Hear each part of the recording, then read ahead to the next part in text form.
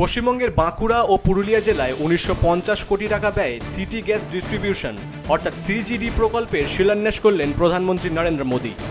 দেশের সিজিডি নেটওয়ার্ক সম্প্রসারণে এটি একটি উল্লেখযোগ্য পদক্ষেপ, যা এই দুই জেলার হাজার হাজার বাড়িতে পাইপযুক্ত প্রাকৃতিক গ্যাস সংযোগ পৌঁছে দেবে এবং যানবাহনের জন্য সিএনজি স্টেশন স্থাপন করবে। এই উচ্চাভিলাষী প্রকল্পের লক্ষ্য ২০৩০ সালের ১৫ই মার্চের মধ্যে বাঁকুড়া ও পুরুলিয়া জেলায় ৫,৫৫,৯৯৯টি বাড়িতে পিএনজি সংযোগ, ২৫০টির বেশি বাণিজ্যিক ও ৩৫টিরও বেশি শিল্প গ্রাহকদের গ্যাস সরবরাহ করা। এছাড়াও এই ভৌগোলিক অঞ্চলে যানবাহনের জ্বালানির জন্য ২৯টি সিএনজি স্টেশন স্থাপন করা হবে। একটি শক্তিশালী গ্যাস বিতরণ নেটওয়ার্কের তৈরির জন্য ইস্পাত পাইপলাইনও স্থাপন করা হবে।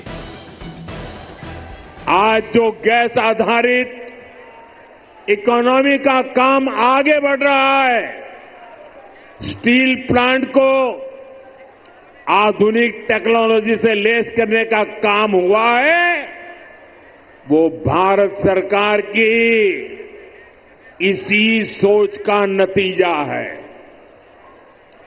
दुर्गापुर कोलकाता गैस पाइपलाइन से यहां के उद्योगों को नया जीवन दान मिलेगा।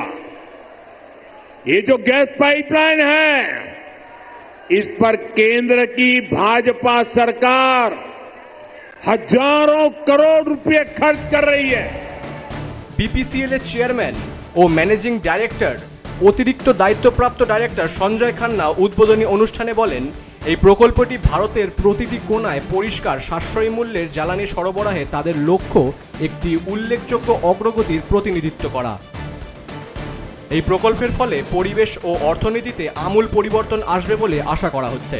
এটি বায়ু দূষণ এবং গ্রিনহাউস গ্যাস নির্গমন কমিয়ে প্রাকৃতিক গ্যাসকে একটি পরিষ্কার বিকল্প হিসেবে প্রচার করবে, যা ভারতের নেট শূন্য নির্গমন লক্ষ্যমাত্রার সঙ্গে সামঞ্জস্যপূর্ণ। অনুমান করা হচ্ছে যে এই প্রকল্প ২৫ বছরের মধ্যে গ্রিনহাউস গ্যাস নির্গমন প্রায় ২৭% বা ১৯১ টিএমটি কমাবে, যা বছরে ৩,৪৬,০০০ গাছ লাগানোর সমতুল্য। পাশাপাশি এই প্রকল্পটি বাঁকুড়া এবং পুরুলিয়া জেলায় স্থানীয় অর্থনৈতিক প্রবৃদ্ধিতেও সহায়তা করবে। এর ফলে প্রায় ১৫ লক্ষ কর্মদিবসের প্রত্যক্ষ ও পরোক্ষ কর্মসংস্থানও তৈরি হবে।